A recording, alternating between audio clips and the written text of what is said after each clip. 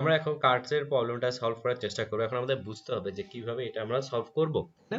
এখন আমরা যদি আমরা সাইটে চলে যাই, তাহলে আমাদের কাজটা হচ্ছে যে আমরা যখন এখানে ক্লিক করব, তখন হচ্ছে আমরা এখানে কার্ট এড করবো। এখন জাস্ট চিন্তা করেন যে আপনি যখন প্রথম প্রোডাক্ট এড করতেছেন, তখন আগের কার্টে যা যা ভ্যালু ছিল সেটার সাথে কিন্তু এই নতুন প্রোডাক্ট এড হয়ে যাবে।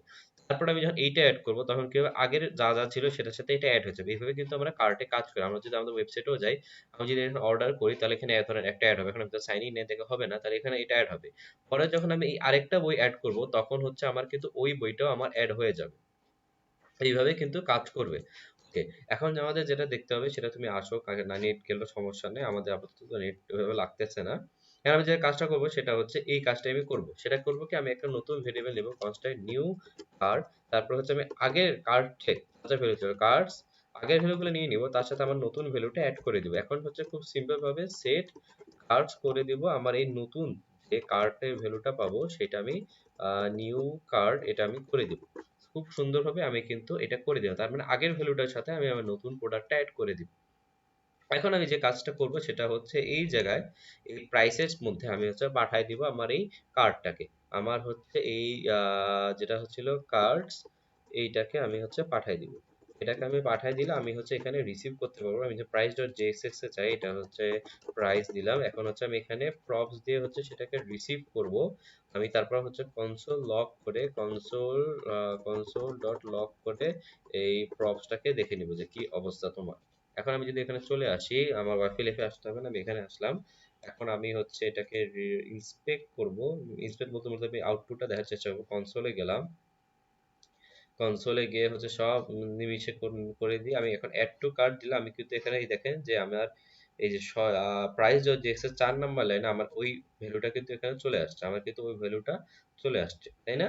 এখন এই কাজটা কিন্তু আমি করতে করতে পারছি। আবার যদি আমি দেখাই, সেটা হচ্ছে আমি পুরোটাই হচ্ছে রিফ্রেশ দিলাম।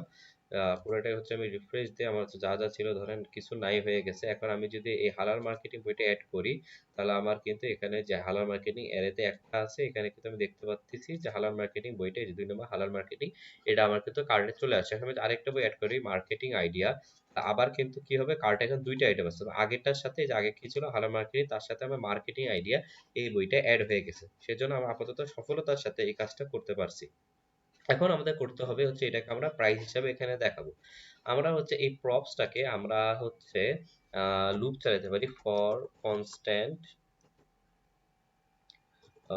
এটা হচ্ছে দিতে পারি for constant book in book of, আমি হচ্ছে দিলাম হচ্ছে প্রপস ডট কার্ডস, এভাবে দিলাম। তারপরে হচ্ছে আমি যেটা করব সেটা হচ্ছে এই বুকগুলোকে দেখার চেষ্টা করব যে সব ঠিক মতো আসতেছে কিনা। কনসোল লগ হচ্ছে বুক, প্রথম হচ্ছে আমরা এইভাবে করে দেখবো যে আমাদের আসলে এরর গুলো আসতেছে কিনা।